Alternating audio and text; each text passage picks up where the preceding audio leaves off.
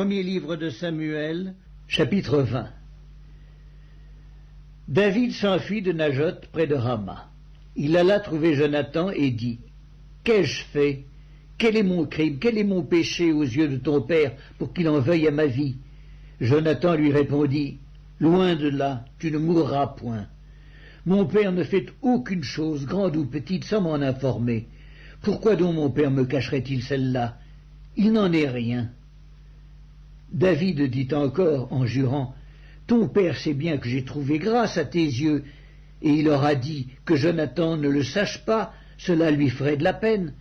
Mais l'Éternel est vivant et ton âme est vivante, il n'y a qu'un pas entre moi et la mort. » Jonathan dit à David: « Je ferai pour toi ce que tu voudras. » Et David lui répondit: « Voici, c'est demain la nouvelle lune, et je devrais m'asseoir avec le roi pour manger. Laisse-moi aller, et je me cacherai dans les champs jusqu'au soir du 3e jour. Si ton père remarque mon absence, tu diras: David m'a prié de lui laisser faire une course à Bethléem, sa ville, parce qu'il y a pour toute la famille un sacrifice annuel. Et s'il dit: c'est bien, ton serviteur alors n'a rien à craindre. Mais si la colère s'empare de lui, sache que le mal est résolu de sa part. Montre donc ton affection pour ton serviteur, puisque tu as fait avec ton serviteur une alliance devant l'Éternel. Et s'il y a quelque crime en moi, ôte-moi la vie toi-même, car pourquoi me mènerais-tu jusqu'à ton père? » Jonathan lui dit: « Loin de toi la pensée que je ne t'informerai pas, si j'apprends que le mal est résolu de la part de mon père et menace de t'atteindre. » David dit à Jonathan: « Qui m'informera dans le cas où ton père te répondrait durement? » Et Jonathan dit à David: « Viens, sortons dans les champs. » Et ils sortirent tous deux dans les champs. Jonathan dit à David: « Je prends à témoin l'Éternel, le Dieu d'Israël. Je sonderai mon père demain ou après-demain. Et dans le cas où il serait bien disposé pour David, si je n'envoie vers toi personne pour t'en informer, que l'Éternel traite Jonathan dans toute sa rigueur. Dans le cas où mon père trouverait bon de te faire du mal, je t'informerai aussi, et je te laisserai partir, afin que tu t'en ailles en paix, et que l'Éternel soit avec toi, comme il a été avec mon père. Si je dois vivre encore, veuille user envers moi de la bonté de l'Éternel, et si je meurs, ne retire jamais ta bonté envers ma maison, pas même lorsque l'Éternel retranchera chacun des ennemis de David de dessus la face de la terre. Car Jonathan a fait alliance avec la maison de David, que l'Éternel tire vengeance des ennemis de David. » Jonathan protesta encore auprès de David de son affection pour lui, car il l'aimait comme son âme. Jonathan lui dit: « C'est demain la nouvelle lune. On remarquera ton absence, car ta place sera vide. Tu descendras le 3e jour jusqu'au fond du lieu où tu t'étais caché le jour de l'affaire, et tu resteras près de la pierre des ailes. Je tirerai 3 flèches du côté de la pierre, comme si je visais à un but. Et voici, j'enverrai un jeune homme, et je lui dirai: Va, trouve les flèches. Si je lui dis: Voici, les flèches sont en deçà de toi, prends-les, alors viens, car il y a paix pour toi, et tu n'as rien à craindre. L'Éternel est vivant. Mais si je dis au jeune homme: Voici, les flèches sont au-delà de toi, alors va-t'en, car l'Éternel te renvoie.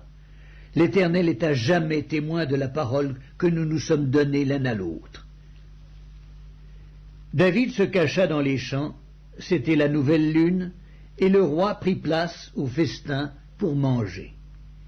Le roi s'assit comme à l'ordinaire sur son siège contre la paroi. Jonathan se leva, et Abner s'assit à côté de Saül. Mais la place de David resta vide.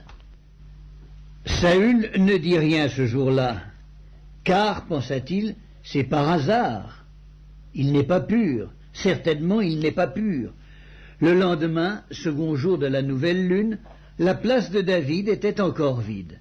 Et Saül dit à Jonathan son fils: « Pourquoi le fils d'Isaïe n'a-t-il pas paru au repas ni hier ni aujourd'hui ?»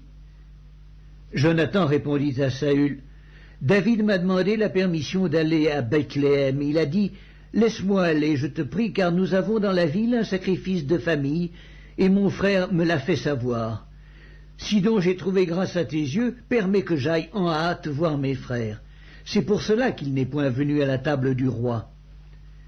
Alors la colère de Saül s'enflamma contre Jonathan, et il lui dit, fils pervers et rebelle, ne sais-je pas que tu as pour ami le fils d'Isaïe, à ta honte et à la honte de ta mère? Car aussi longtemps que le fils d'Isaïe sera vivant sur la terre, il n'y aura point de sécurité, ni pour toi, ni pour ta royauté. Et maintenant envoie-le chercher, et qu'on me l'amène, car il est digne de mort. Jonathan répondit à Saül son père, et lui dit, pourquoi le ferait-on mourir? Qu'a-t-il fait? Et Saül dirigea sa lance contre lui pour le frapper. Jonathan comprit que c'était chose résolue chez son père que de faire mourir David. Il se leva de table dans une ardente colère et ne participa point au repas le second jour de la nouvelle lune, car il était affligé à cause de David parce que son père l'avait outragé. Le lendemain matin, Jonathan alla dans les champs au lieu convenu avec David, et il était accompagné d'un petit garçon. Il lui dit, « Cours, trouve les flèches que je vais tirer. » Le garçon courut, et Jonathan tira une flèche qui le dépassa. Lorsqu'il arriva au lieu où était la flèche que Jonathan avait tirée, Jonathan cria derrière lui, « La flèche n'est-elle pas plus loin que toi ?» Il lui cria encore, « Vite, hâte-toi, ne t'arrête pas !» Et le garçon de Jonathan ramassa les flèches et revint vers son maître. Le garçon ne savait rien. Jonathan et David seuls comprenaient la chose. Jonathan remit ses armes à son garçon et lui dit, « Va, porte-les à la ville. » Après le départ du garçon, David se leva du côté du midi, puis se jeta le visage contre terre et se prosterna 3 fois. Les 2 amis s'embrassèrent et pleurèrent ensemble. David surtout fondit en larmes.